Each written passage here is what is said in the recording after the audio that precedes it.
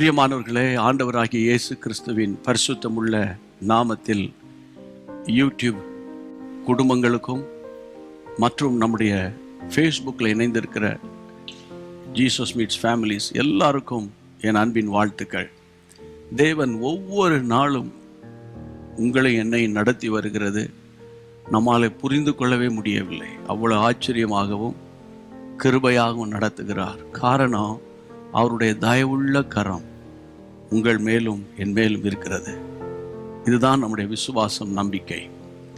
அனுதினமும் ஆவியானவரோடு என்ற தலைப்பில் நான் உங்களுக்கு கொடுக்கிற செய்தி ஏதோ சில நிமிடம் நேரமாக இருந்தாலும் 24 மணி நேரத்துக்கும் அது உங்களுக்கு ஒத்தாசையாகவும் உதவியாகவும் இருக்கிறது.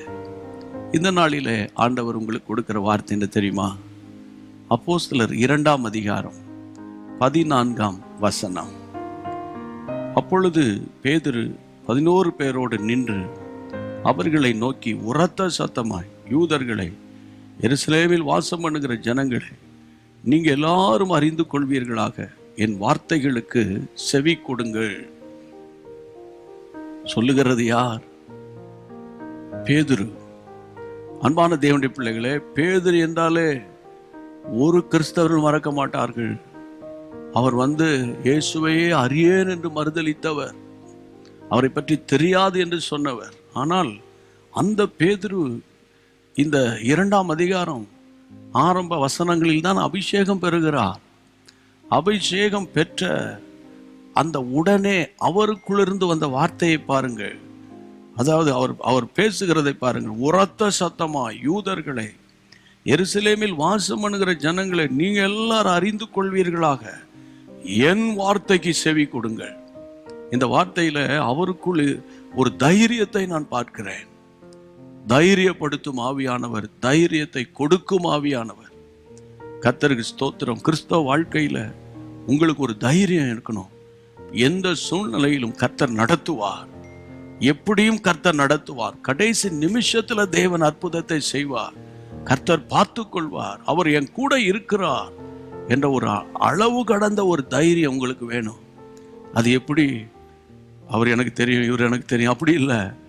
உங்களுக்குள்ளே ஆவியானவருடைய அபிஷேகம் கரை புரண்டு ஓடுமானால் அந்த ஆவியானவர் உங்களை தைரியப்படுத்திடுவார். உங்களுக்கு முன்னால் யார் இருந்தாலும் கவலைப்பட மாட்டீங்க.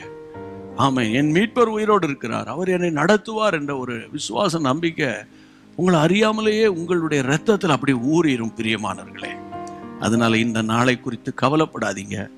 இந்த நாள் ஒரு ஜெயத்தின் நாள், இந்த நாள் ஒரு வெற்றியின் நாள், ஒரு மனமகிழ்ச்சி நாளாக தான் இருக்க போகிறது. ஜெபம் பண்ணலாமா? இந்த வசனத்தின்படி இயேசுவின் நாமத்தில் நாம் ஜெபம் பண்ணுவோம்.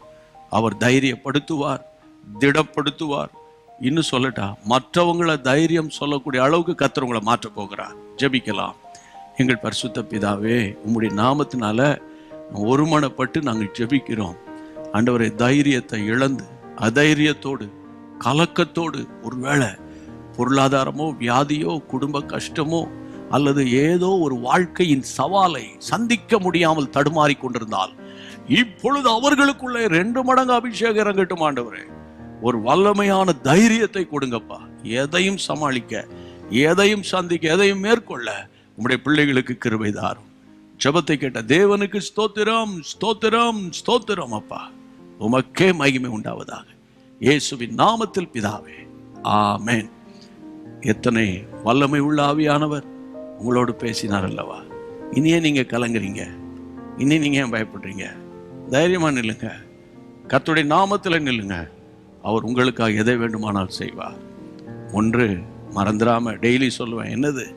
மற்றவங்களுக்கு இந்த குறுஞ்செய்தியை நீங்கள் ஷேர் பண்ணிட்டீங்கன்னா, ஷேர் பண்ணுறது கொஞ்சம் நேரம் தான், ஆனால் அவர்களுக்குள்ளே பலத்த ஆசீர்வாதத்தை கொண்டு வரும். சரியா? மீண்டும் சந்திப்போம். God bless you. அன்பான தேவனுடைய பிள்ளைகளே, இச்செய்தி உங்களுக்கு மிகுந்த ஆசீர்வாதமாக இருந்ததென்று நாங்கள் நம்புகிறோம்.